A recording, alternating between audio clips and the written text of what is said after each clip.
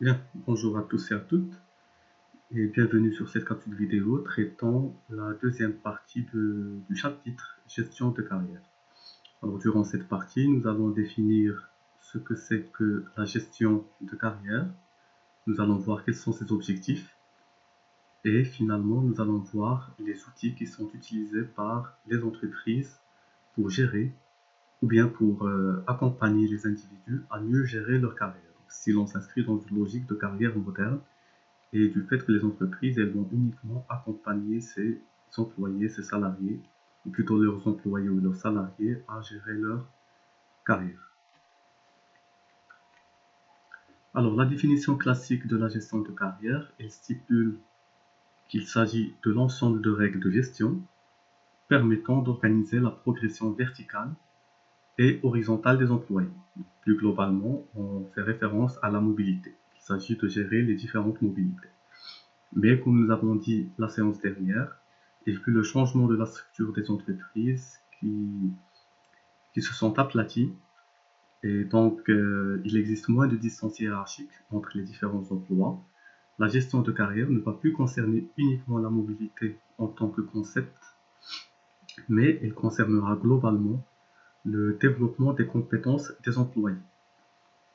Et ainsi, on va définir la gestion de carrière comme étant la conception dans le temps des parcours de carrière et la succession des postes occupés par les salariés en tenant compte du passé, du présent et du futur de l'entreprise, mais aussi des employés. Donc, lorsqu'on parle du passé, c'est-à-dire les diplômes, les expériences des employés d'un point de vue individuel, puis les échecs organisationnels passés d'un point de vue organisationnel.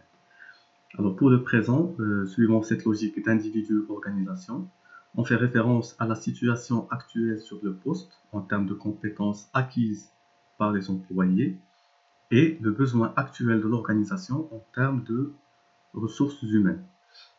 Et finalement, le futur, là, on va parler d'ambition, de risque de démobilisation, on fait référence ici au plafonnement de carrière, face à des besoins futurs de l'entreprise qui vont être anticipés suivant une logique prévisionnelle. Alors, ainsi, les objectifs de la gestion de carrière, ils seront doubles. Nous avons dit la dernière séance que ça va concerner à la fois l'entreprise, mais aussi les employés. Donc, pour l'entreprise, la gestion de carrière, elle aura pour objectif de gérer les promotions, de développer les compétences des salariés, une meilleure utilisation des ressources humaines qui sont à sa disposition, une plus grande productivité de la part des employés, vu que l'entreprise, à travers la gestion de carrière, elle va pouvoir répondre à leurs objectifs, elle va pouvoir les motiver à mieux performer. Et finalement, un autre objectif de la gestion de carrière, c'est l'existence de moins de risques de turnover et de départ de personnes à haut potentiel. Donc elle permet plus ou moins de fidéliser les employés au sein de l'entreprise. Maintenant, en ce qui concerne les objectifs individuels, la gestion de carrière, elle permet d'offrir des opportunités d'évolution en interne, des possibilités de développement des compétences et par conséquent une augmentation de l'employabilité et une meilleure estime de soi, vu que cette gestion de carrière, elle va donner un certain sentiment d'accomplissement professionnel et personnel. Alors maintenant, lorsqu'on parle de la gestion de carrière, il faut garder à l'esprit que cette pratique, elle est étroitement liée avec les autres pratiques ressources humaines. Alors, principalement le recrutement, lorsqu'on parle de gestion de mobilité interne, c'est du recrutement interne qui va suivre toutes les étapes et le processus de la pratique recrutement que vous connaissez. La gestion de carrière, elle est également étroitement liée avec la formation, vu qu'elle consiste à développer les compétences des employés et par conséquent développer ou augmenter leur employabilité. Et finalement, elle est également liée à la gestion prévisionnelle des emplois et des compétences qui permet d'avoir ou de prévoir et d'anticiper les besoins de l'entreprise en ressources humaines, mais aussi de mettre en place des politiques d'ajustement qui vont permettre de réduire les inadéquations entre besoins futurs de l'entreprise et ressources humaines futures. Donc la GPEC, elle permet d'étudier les emplois, d'étudier les compétences, mais aussi de déterminer quels vont être les besoins de l'entreprise en termes de compétences, en termes de ressources humaines. Et du coup, dans cette logique de gestion de carrière, la GPEC, ou la gestion prévisionnelle de façon générale, elle va permettre de faciliter le développement de la vie professionnelle des employés ou des salariés, le développement de carrière des salariés. Donc ainsi, pour gérer la gestion de carrière des employés, pour gérer les carrières, pardon, l'entreprise elle a à sa disposition un ensemble d'outils. C'est des outils qui vont lui permettre de faciliter les mobilités internes, d'identifier les besoins individuels d'évolution, des besoins en emploi et les besoins en compétences. L'objectif étant d'améliorer ou développer l'employabilité des salariés. Ainsi, nous allons distinguer entre deux types d'outils. Des outils qui sont individuels et des outils qui sont collectifs. Alors, le premier outil que nous allons voir, c'est l'entretien annuel d'évaluation. L'entretien annuel d'évaluation, c'est une sorte d'entretien, d'interview qui se fait entre l'employé et entre son supérieur hiérarchique, donc avec le N+1. L'objectif de cet entretien, c'est d'identifier quelles sont les compétences de l'employé, d'identifier si cet employé a pu réaliser ses objectifs, s'il est bon dans son poste. Autrement dit, on va déterminer l'efficacité de l'employé par rapport à son poste. Et finalement, et ce qui nous intéresse le plus dans la gestion de carrière, on va pouvoir déterminer le potentiel des employés à changer de poste d'emploi ou à progresser dans la hiérarchie, en fonction de leurs besoins, en fonction de leurs envies, mais aussi en fonction de leurs compétences et leurs qualifications. Et donc, trois principaux éléments qui sont importants et qu'il faut identifier à travers cet entretien annuel d'évaluation.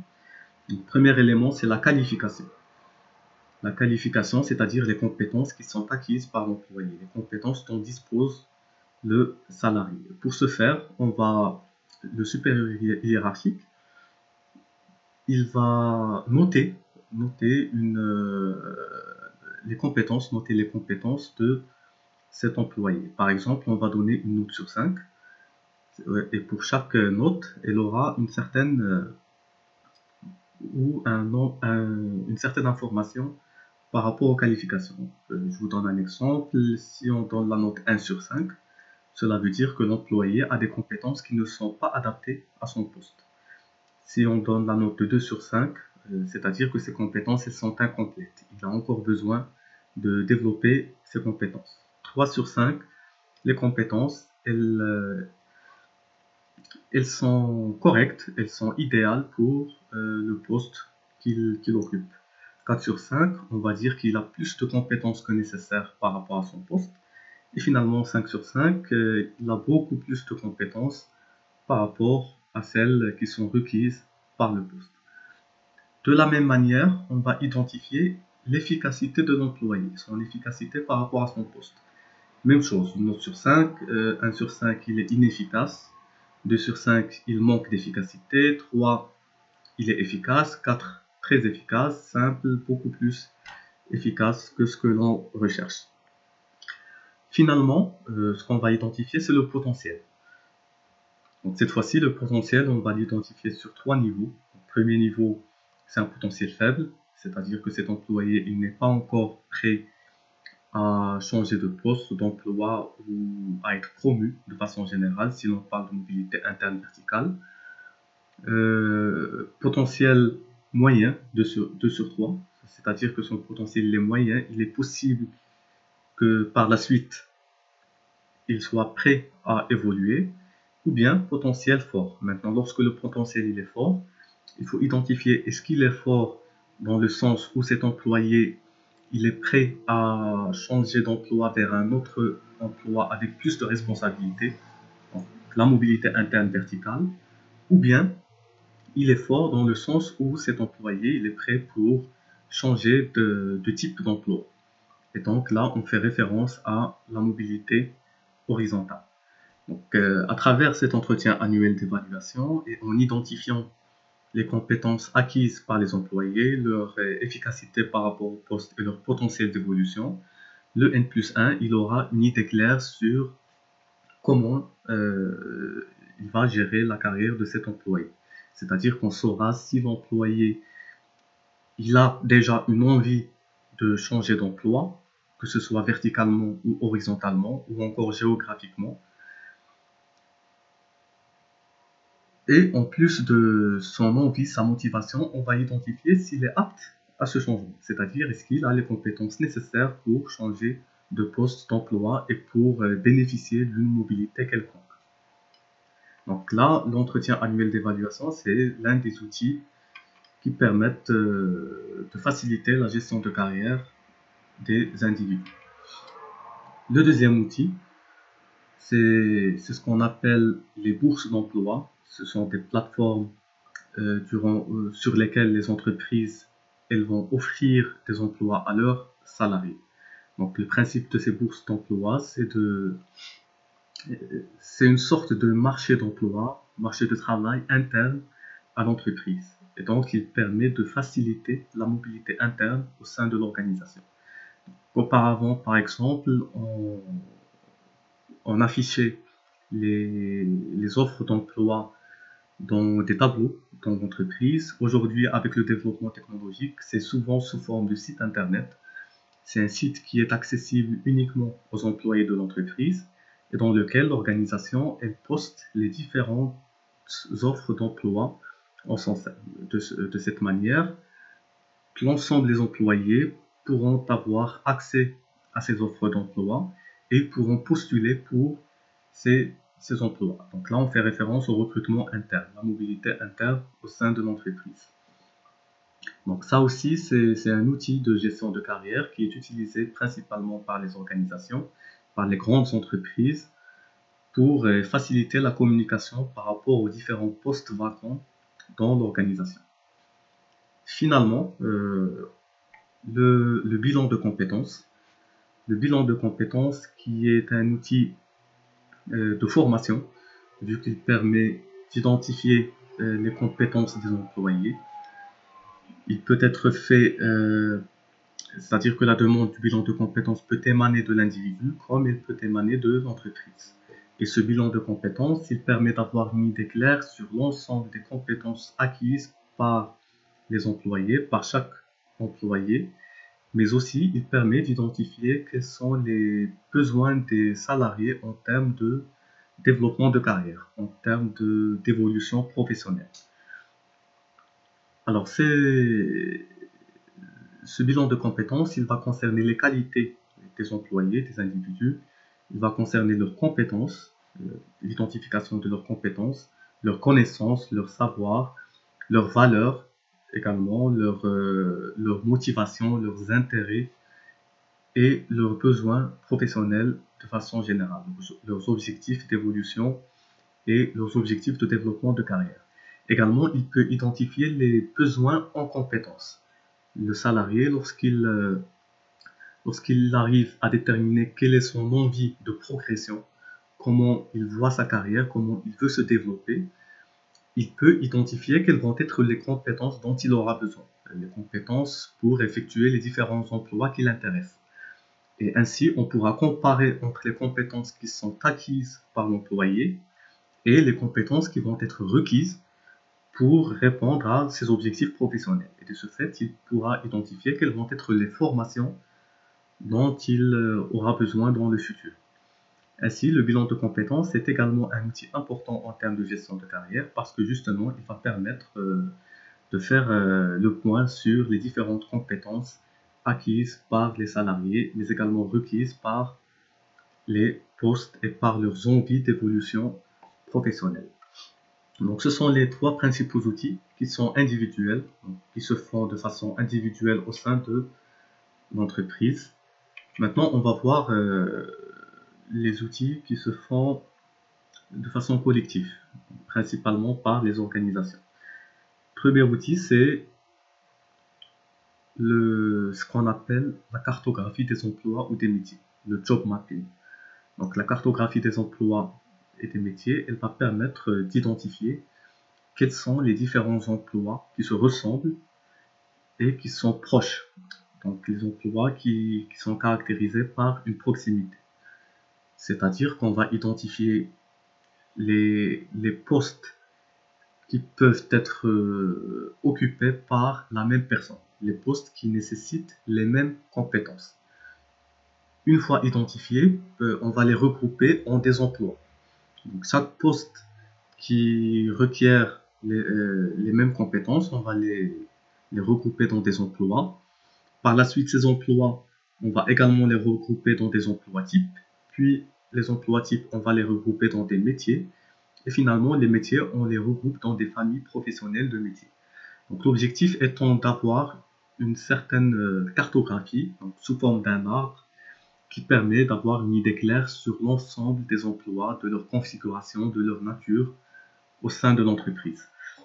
Mais aussi, pas uniquement des informations par rapport aux emplois, à leur configuration, mais aussi par rapport aux compétences requises pour les effectuer. Cette cartographie d'emplois et des métiers, elle va nous permettre d'avoir une idée claire sur les emplois pouvant être effectués par la même personne pour faciliter les mobilités et sur les emplois qui nécessitent des formations, qui nécessitent un certain développement de compétences pour prendre des décisions en termes de mobilité verticale. Donc, identifier les compétences requises par les différents emplois et les comparer avec les compétences acquises par les salariés. Donc des compétences que nous avons recensées au niveau des outils individuels de gestion de carrière et on pourra déterminer qui sont les employés qui sont aptes à changer de poste d'emploi, qui sont les employés qui ont besoin de formation, qui ont besoin qu'on développe leurs compétences pour qu'ils puissent évoluer au sein de l'entreprise. La cartographie des emplois et des métiers est un des outils les plus importants, non seulement en termes de gestion de carrière, mais en termes de ressources humaines de façon générale, parce qu'il permet d'identifier ou d'avoir une idée très claire sur la totalité des emplois, des postes qui existent au sein de l'entreprise et les compétences requises pour effectuer chacun de ces postes. Finalement, dernier outil que nous allons voir et qui est également relatif à la gestion de carrière, donc c'est un outil collectif, ce sont les plans de carrière. Le plan de carrière, il permet d'organiser, de coordonner l'évolution nécessaire de la carrière des ressources humaines de l'entreprise. Donc pour mettre en place un plan de carrière, l'entreprise, elle va le faire à deux niveaux. Un premier niveau dit global, qui permet d'identifier les besoins futurs de l'entreprise en termes de ressources humaines. Et ceci se fait en projetant l'évolution des emplois dans le futur. Donc on va projeter comment les emplois vont évoluer dans le futur et on va pouvoir identifier à travers cette évolution quels vont être les besoins de l'entreprise en termes de ressources humaines. Et deuxièmement, un niveau individuel qui va permettre à l'entreprise d'organiser sur le moyen terme, le court et moyen terme, les évolutions de carrière des employés, en prenant en considération les profils professionnels, les performances et compétences acquises par les employés et finalement leurs souhaits par rapport à l'évolution de leur carrière. Donc ce plan de carrière ou ce qu'on appelle également le plan de développement de carrière, il se fait sur trois étapes. Donc première étape, elle consiste à faire un inventaire du potentiel humain de l'entreprise, c'est-à-dire qu'on va identifier l'ensemble des compétences acquises par les employés, mais également on va identifier qui sont les employés qui ont des envies par rapport à des évolutions verticales, des évolutions horizontales, des mobilités géographiques également, ou bien des mobilités externes. Donc c'est une sorte d'inventaire du potentiel et on pourra trouver l'ensemble de ces informations grâce aux outils que nous avons vus en termes de gestion individuelle de carrière. donc à travers l'entretien annuel d'évaluation ou bien à travers les différentes mobilités internes, les besoins des employés en termes de mobilité, mais également à travers les différents bilans de compétences. Donc, première étape, inventaire du potentiel. Deuxième étape, une fois nous avons identifié l'ensemble des compétences acquises par les employés, mais également en termes de potentiel, l'entreprise, en deuxième étape, elle va évaluer et hiérarchiser ce potentiel ou ces compétences. Donc, il faut faire une certaine évaluation par rapport aux compétences acquises par les employés pour pouvoir les comparer avec les besoins de l'entreprise en termes d'emploi et en termes de compétences. Et on va hiérarchiser ces compétences. Donc, qui est l'employé qui a le plus de compétences dans le domaine, par exemple X, par la suite l'employé qui a moins de compétences, et ainsi de suite. Pourquoi? Parce que de cette manière, on saura qui sont les employés qui sont le mieux aptes à évoluer, que ce soit verticalement ou bien horizontalement. Donc, une fois l'évaluation et la hiérarchisation faite, l'entreprise va mettre en place des décisions. Elle va décider des mobilités, elle va prendre la décision par rapport à qui sont les employés qui vont bénéficier soit d'une promotion, soit d'un changement d'emploi, et qui sont les employés qui ne seront pas acceptés pour différentes mobilités, c'est-à-dire qui ont postulé pour des recrutements ou pour des offres d'emploi internes, mais qui n'ont pas les compétences requises et qui n'ont pas la motivation nécessaire, disons, pour évoluer et pour occuper ces postes. Et donc, les candidats non retenus, ils seront informés par l'entreprise. L'organisation, elle doit informer ces candidats qui n'ont pas été retenus, mais aussi elle doit leur, leur fournir les raisons qui ont poussé l'organisation à ne pas les accepter. Donc, il faut que ces employés connaissent quelles sont les raisons qui les ont empêchés d'évoluer au sein de cette entreprise pour qu'ils puissent développer justement leurs compétences et pour qu'ils puissent y remédier de façon générale. En ce qui concerne la liste de ceux qui ont été retenus, ils vont être nommés par la hiérarchie, soit immédiatement, soit ultérieurement, en fonction du besoin de l'entreprise. Alors on va s'arrêter là pour cette partie. Donc globalement, ces différents outils que nous avons vus vont permettre de faciliter les mobilités au sein des entreprises, mais également ils vont permettre d'accompagner les salariés par rapport à leurs besoins en termes d'évolution professionnelle. On a vu avec l'entretien annuel d'évaluation ou encore le bilan de compétences, les employés ils peuvent connaître quels vont être leurs besoins en termes de développement, quelles sont les compétences dont ils disposent et quelles sont les compétences qu'ils doivent développer, qu'ils doivent acquérir pour pouvoir répondre à leurs objectifs professionnels. Maintenant, acquérir ces compétences peut se faire à travers des formations qui sont souvent à l'issue des individus.